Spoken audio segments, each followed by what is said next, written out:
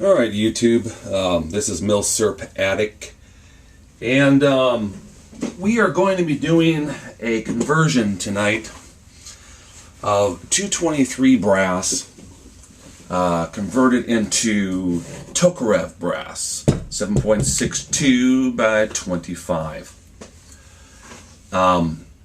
I thought this was going to be a fairly easy conversion, and actually it is in a technical manner, but the steps involved are rather long. There's a lot of steps. So I wanted to show you all how I do it, and you guys can take it for what it's worth.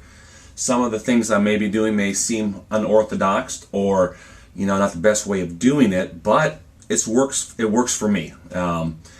So we're going to go ahead and get started. I'm only going to do 2 of them because, quite honestly, I may even just do 1 because it is a very long process, and I want to make sure that you're not sitting here watching this for 27 hours. Okay, so we're going to go ahead and start out 223 brass. All right, very common, and you can pretty much get this anywhere, unlike Tokarev brass. All right, so the first thing I do is I go ahead and I set my calipers up for 1 inch. All right, I set it up 1 inch, and I wouldn't go below 1 inch, and I'll explain that as we go. All right, so do it at 1 inch and lock it down. Okay, so just like that, 1 inch and lock it down. I go ahead, and what I do is some people have made up their own mark holders, so you can mark where you want to mark it on the case to cut it. I found it just as easy to take if you have a pair of metal calipers like this. I got this at Harbor Freight. I think they were $7 or $8, and I had a 25% Harbor Freight coupon for them, so they're fairly cheap. All right, so what I do is I just put the piece, this bottom one, on the bottom of the case, and the top one here I use it as a scribe. And I basically just mark my case. All right, just like that. And you're not going to be able to see it on the camera, but I can assure you can see it when you're holding the case in your hand. All right. Next thing I do is we have to trim this case. So I have this little handy dandy thing here. It's basically a copper pipe trimmer. I went and got this at Lowe's. I believe I got it for $3.50. I maybe missed $4. I can't remember, something like that. Nothing over $5. All right. Now, if you're doing a lot of this brass and trimming a lot of this with this little thing here, I'm going to tell you something. You're going to get a sore spot in your thumb right here from twisting this brass inside this little pipe cutter. So just keep that in mind as you go through this. You might want to take some time and do 10 or 20 and then take a rest. All right. So basically, it's like cutting a piece of copper piping. All right. You line the blade up right here in your pipe cutter with a line that you've scribed on your case shell. All right, we're going to go ahead and do that. Then I'll show you what it looks like.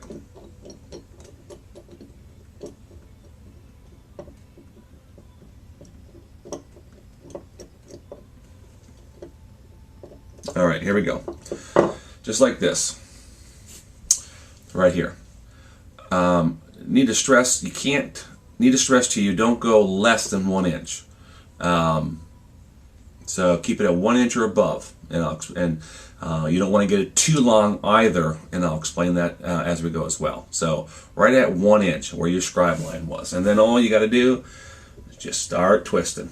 All right, it's very easy. The brass is a little thicker, obviously. It's rifle brass, so it is thicker than a normal, at least I believe, than a normal pistol brass.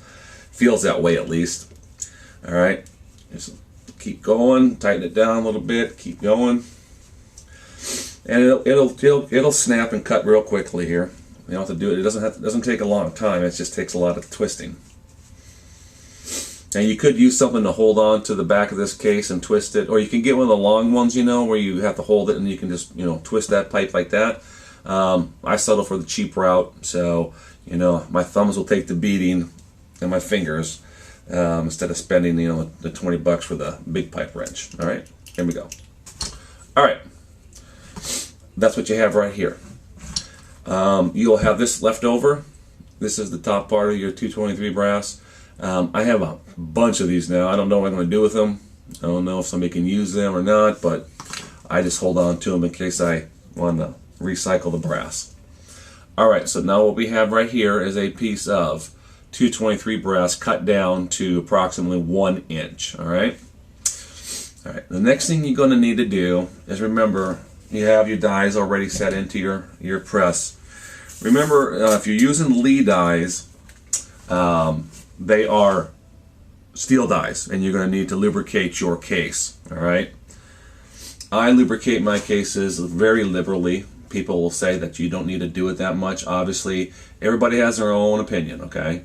I go ahead and put a lot of lube on them. We're reforming this brass. I don't want to, and even though it's only a small bottleneck, I don't want to have to worry about it getting stuck up there in this steel die, or, you know, I just put a lot on it, all right? So, and while we're reforming this, it's also going to be depriming, at least for me, it's going to be depriming of this case, all right? It's a very easy reforming for right now. It doesn't take a whole lot of pressure. You just run it up, one single stroke, okay? Mine, the primer pops out, bring it down, okay. Now, this is what you have. You have now a piece of brass from a 223 cartridge, or shell, pardon me, that's been trimmed from 1 inch and then reformed in your 7.62 by 25 Tokarev die set. All right, this is what it looks like. Obviously, it's not the right dimensions in length or in the neck, but we're going to go ahead and take care of that in a second. So we're getting close to what it looks like and what it's supposed to be. Now, the next step, and remember, everybody, this is my steps.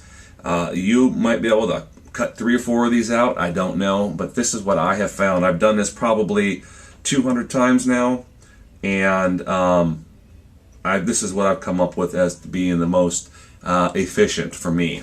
All right, so next step is you're gonna have to ream the neck of this new piece of brass. Now, what do I mean by reaming it? Well, I do have a bench, or a press, a drill press. However, it's out in the shed, locked away for the winter, and I don't have it here in the house. So, what you can do, if you are steady enough in the hand, is you can use a drill, portable drill, but you're going to need an end gauge drill bit. This is an end gauge. Obviously, looking at it, it's not going to tell you anything, but it's an end gauge drill bit. It's a .302 end gauge drill bit. I found an entire set of drill bits with this one in it at Harbor Freight on sale for, I think it was 160 bits, and I got it for, it was on sale for like 30 bucks. I had 25% off on it, so I got it for like, you know, 25 or 24 bucks. So I got a lot of bits, and I needed this one. All right, so this is the one I wanted, the end gauge. This one you're going to have to use to ream the neck out of this piece of brass. The walls on the 223 case, copper case, brass case, are thicker, and even though it will go into your die, and even though it will go and work on the neck expanding die, you will not be able to get your Lee ball trimmer into this piece of brass until you ream that neck out. All right, I don't care if you will have to hammer it down with a mallet. If you don't ream that neck out, you will not be able to do it. So this is what you need to do. Go ahead, and hopefully you guys can see this. I have my handy dandy drill. You go ahead and chuck in your drill bit. All right. All right. Now, I've made many mistakes in this process, and I've come to trying to get the best tools that I can without having to go spend a whole lot of money. All right. To hold this piece of brass, in order to ream this neck out, you should have, and I do, I just don't have it in here in the house, it's out in the shed, a drill press and a drill press vise. Now, or most, I would actually say a wood vise rather than a metal vise. Because if you once you start squeezing on the base of this piece of brass, you're going to start marring it up and scratching it. All right. Now, trial and error. This pair of pliers here has scarred and marred up probably 20 pieces of brass, and I've had to throw them away. I do not recommend using the pliers, even if you wrap it in cloth. I don't care. To me, if your bit doesn't take a good bite or takes too good of a bite, it's going to spin inside this pair of pliers, and it's just going to mar up and scar your brass. All right. So I had this laying around the house. All right. This is a tool that I used for crimping coax cable. The BNC, or the connections at the end of a coax cable. It has a great little piece down here that you can actually put the brass in. Doesn't have any gnarls or anything in there to scar your threads, and actually it has the right pressure and the right squeeze for me. So that's what I do. I put it in there and I hold it like this, okay, just like this. Now, like I said, optimum is to get a vise. Preferably, I think a wood vise would be the best, and a drill press. But since this is what we have, this is what we're going to use. And I've done probably 200 of these doing it this method, so it does work. And I have shot the brass. All right. So we're going to go ahead and we're going to ream this neck out. Now, I will tell you this: the drill itself will pretty much find its own way, as long as you're not, twisting it in there and trying to, work itself. Let the bit kind of go into the brass, all right, and you will be able to ream this neck out, and it doesn't take much.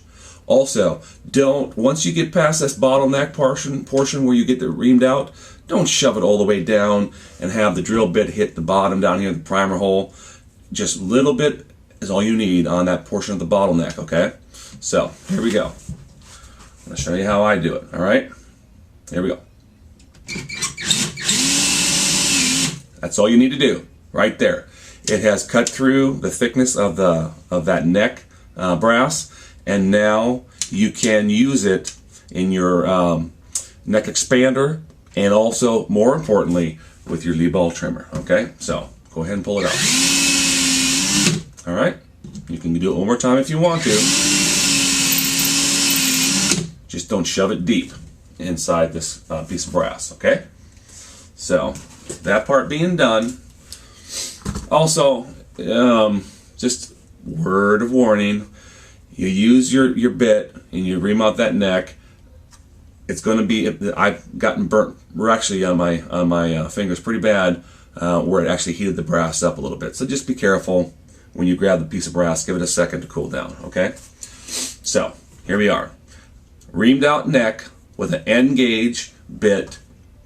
223 brass trimmed down to 1 inch with going through the full length sizing die at one time. All right, we're going to change our dies out now. I'm going to put in I guess they call this the powder through neck expanding die. All right, I'm going to bell this neck out a little bit. You're going to have to do it, and I'll show you why. Even with it reamed out, you will not get that Tokarev case trimmer, Lee case trimmer, into this piece of brass unless you take a hammer and basically whang it down on there, and then you'll never get it to turn properly. Okay, so you're gonna have to bell that neck out. Here it is. Now, I told you at the beginning, 1 inch, and try not to get it too much longer, and definitely not any shorter. And the reason you don't want to get it too long is I'm going to tell you why. When you shove this piece of brass, up into this neck expander, there's only about this much room on that piece that expands this neck out, bells this neck out. And if you try to seat that whole thing up in there, a full stroke, what's going to end up happening if it's too long, it's just going to roll over and the brass is just going to continue to roll over, and it's going to get stuck up inside this die. Now, how do I know that? Because I've done it many, many times. All right, so that's what you need to do. And the only way I figured it out is I took this die here, took it apart, looked at it, and found out why it was happening. And it's because the brass, I was worried about getting it too short, and I was making it too long. Don't do either. Don't make it too short. Don't make it too long. 1 inch. All right. So you don't have to, but I go ahead and I re-lube it a little bit around the neck when I'm going ahead to go ahead and bell this neck out. All right. Now, the way I do it, so when I bring it up to the stroke, the full stroke, I do not do a full stroke, even if it's the right depth. When you slowly bring this case up in there, you can actually feel it where it hits the end of that neck expanding portion that goes inside that neck, where I'm at right now. So you actually have a good 1/8 of an inch that if you try to ram this thing down in there, it is going to roll over and you're going to ruin this piece of brass. Okay? So we went ahead and belled it. Let's see if this is going to fit. All right? And it does. All right? It fits. And this is what you're going to have to do to trim this piece of brass up. So the next step is obviously we're going to go ahead and to trim this piece of brass. All right? You're going to need to have, I use a Lee ball trimmer with a Tokarev Lee case length gauge, this, and my handy dandy Harbor Freight $18 power drill. All right, I'm going to go ahead and chuck this in. All right, and we're going to go ahead and put the piece of brass in. Now, I want to explain what I'm going to do here because I'm sure people are going to go out there are going to go, man, what are you doing? Well, I have found that when you are trimming this piece of brass, and actually a lot of the brass with this particular setup, you really need to get this lug here extremely tight, and you need to have this cartridge, this piece of brass set way back. All the way in the back of this lug. Now, I like to make sure it's there fully, so I take a pair of pliers, all right, and I will tighten this to a point where I know it's going to be nice and tight, so that when you start trimming it, this thing doesn't just peel away and you got to reset everything, okay? So we're going to go ahead. All right, and we're going to trim this piece of brass. And if we've done it right, we'll have a little bit of brass come off, but not too much. Okay, so here we go.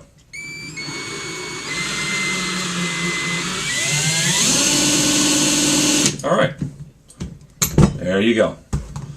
This piece of brass is now trimmed down.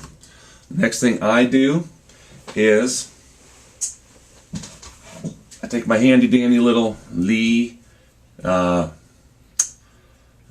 case cleaner, I guess you know, the deburr and chamfering tool.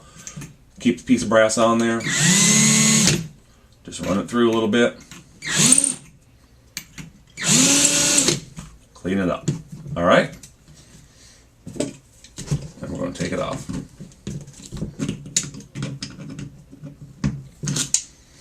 All right, so here we go.